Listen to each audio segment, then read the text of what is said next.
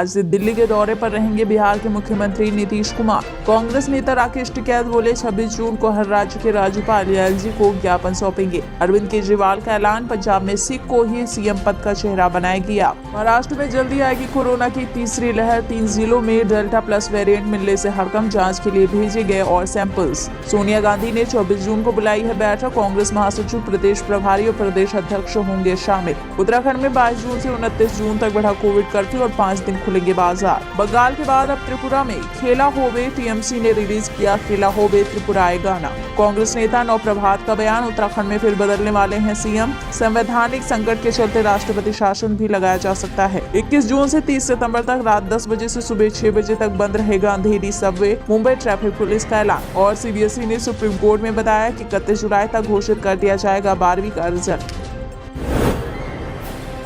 महाराष्ट्र में एक्सपर्ट्स द्वारा तीसरी लहर की चेतावनी के बीच कोरोना के नए वेरिएंट दिखने अभी से शुरू हो गए हैं। रत्नागिरी, नवी मुंबई और पालघर में कोरोना का डेल्टा प्लस वेरिएंट सामने आया। इस खबर से अब हड़कंप मचा हुआ है। उत्तराखंड में एक बार फिर से कोरोना कर्फ्यू को 1 हफ्ते के लिए आगे बढ़ा दिया गया है। राज्य में 22 जून से 29 जून तक कर्फ्यू को आगे बढ़ाने का फैसला किया गया है।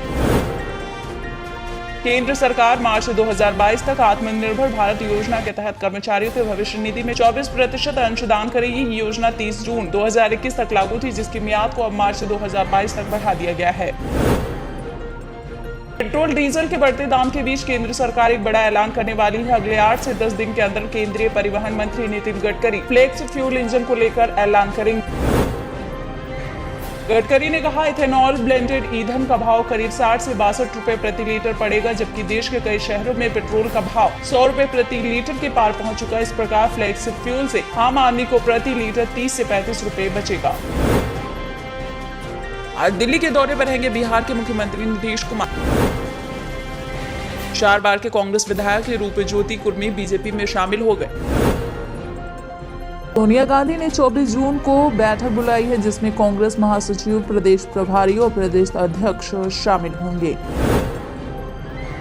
क्या उत्तराखंड में एक बार फिर से नेतृत्व परिवर्तन देखने को मिलेगा? ऐसी ही सियासी हलचल राज्य में एक बार फिर से सुनाई दे रही है। दरअसल उत्तराखंड के पूर्व मंत्री और कांग्रेस नेता नौ प्रभात ने कहा कि राज्य में संवैधानिक संकट पैदा हो गया है, इसलिए प्रदेश में एक बार फिर से सरकार के नेतृत्व में बदलाव देखने को मिलेगा। यूपी में अगले साल होने वाले विधानसभा चुनाव के लिए सपा में रूठों को मनाने की कवायद शुरू हो गई है। चाचा शिवपाल को मनाने के लिए अखिलेश पिता मुलायम सिंह यादव का सहारा ले रहे हैं। उन्होंने कहा था कि छोटे छोटे दलों को मिलाकर वो एक बड़ा गठबंधन बनाएंगे। राजनीतिक जानकारों का ये भी कहना है कि अखिलेश अपने चाचा शिवपाल के साथ मिलकर विधानसभा चुनाव में उतर सकते हैं। शिवपाल पहले भी अपनी पार्टी प्रगतिशील समाजवादी का सपा में विलय करने से इनकार कर चुके हैं। हालांकि दोनों के बीच गठबंधन की गुंजाइश जरूर है। अब सबकी नजरें अखिलेश और चाचा शिवपाल की पार्टी के गठबंधन पर टिकी हुई। चिराग पासवान अब अकेले हो गए हैं और वर्चस्व की जंग भी लड़ रहे हैं। इसी बीच लोक जनशक्ति पार्टी के युवा नेता और चिराग पासवान के दोस्त सौरभ पांडे ने चिट्ठी जारी की, जिसमें लिखा है कि देश के बड़े लोगों में चिराग पासवान का स्थान है। 2013 में चिराग राजनीति में आया और कम वक्त में ही शिखर पर पहुंच गया। बीजेपी ने अरविंद शर्मा को उपाध्यक्ष बनाकर चौंका दिया है। पार्टी के लोगों में ही हैरानी है, तो वहीं अन्य भाजपा नेता ने कहा कि शर्मा को संगठनात्मक जिम्मेदारी सौंपने से अब ये अटकलें खत्म हो गई हैं कि 2022 के विधानसभा चुनाव में पहले उन्हें आदित्यनाथ कैबिनेट में एक महत्वपूर्ण विभाग दिया जा सकता है।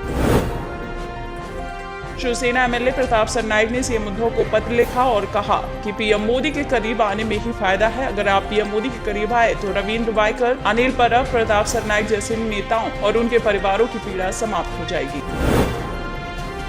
डिप्टी सीएम अजित पवार ने चेतावनी जारी कर कहा कि अगर पुणे के लोग वीकेंड पर लोनावाला या महाबलेश्वर घूमने गए हैं तो लौटने के बाद उन्हें 15 दिनों तक क्वारंटाइन रहना होगा।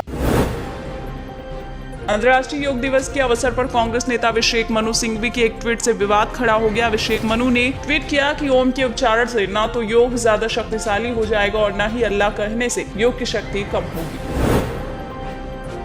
वहीं योग गुरु बाबा रामदेव ने इस ट्वीट पर प्रतिक्रिया भी दी। रामदेव ने कहा, ईश्वर अल्लाह तेरो नाम सबको सन्मति दे भगवान। उत्तर प्रदेश के मुख्यमंत्री शिवराज सिंह चौहान ने भी अभिषेक मनु सिंघवी के ट्वीट पर प्रतिक्रिया दी और लिखा कि अभिषेक मनु सिंघवी पर बस यही कहूंगा, न जाने क्यों कांग्रेस के नेता ऐसे अवसरों पर भी राजनीति करते हैं और ऐसे बयान देते हैं। महाराष्ट्र में बीजेपी अकेले लड़ेगी चुनाव, महाविकास अघाड़ी को तय करना है कि वो किसके साथ गठबंधन करेगी, देवेंद्र फडणवीस ने कहा। कांग्रेस नेता नवजोत सिंह सिद्धू ने एक बार फिर कैप्टन अमरिंदर सिंह पर इशारों में तीखा वार किया और अपने सख्त तेवर दिखा दिए। नवजोत सिंह सिद्धू ने कहा कि जब सिस्टम ने खुद तो बदलने से इनकार कर दिया तो मैंने सिस्टम को ही ठुकरा दिया। हरियाणा के मुख्यमंत्री मनोहर लाल खट्टर ने कहा कि कक्षा 8वीं से लेकर 12वीं तक के कक्षा के उन छात्रों को अतिरिक्त अंक यानी कि एक्स्ट्रा मार्क्स दिए जाएंगे जो पौधे लगाएंगे और उसकी देखभाल करेंगे। किसान नेता राकेश टिकैत ने चेतावनी दी है कि अगर सरकार मानने वाली नहीं है, इलाज तो करना ही पड़ेगा। ट्रैक्टरों के साथ अपनी तैयारी रखो, जमीन बचाने के लिए आंदोलन तेज करना होगा। दिल्ली मेट्रो अपने प्रोजेक्ट साइट पर अब मजदूरों के लिए कई और वैक्सीनेशन सेंटर बनाएगा ताकि मजदूरों को नजदीक में ही वैक्सीन मिल सके। पीएम मोदी के साथ बैठक के लिए जम्मू कश्मीर के नेताओं को दिखानी होगी कोरोना नेगेटिव रिपोर्ट। वहीं शामिल होने से ई रशीद के नेतृत्व वाली आवामी इतिहास पार्टी यानी एआईपी का इनकार। आरोप प्रत्यारोप के बीच कांग्रेस के प्रवक्ता रणदीप सुरजेवाला ने आरोप लगाया है कि बीजेपी नेता धर्म, आस्था और विश्वास को बेचकर मुनाफे की लूट कर रही है।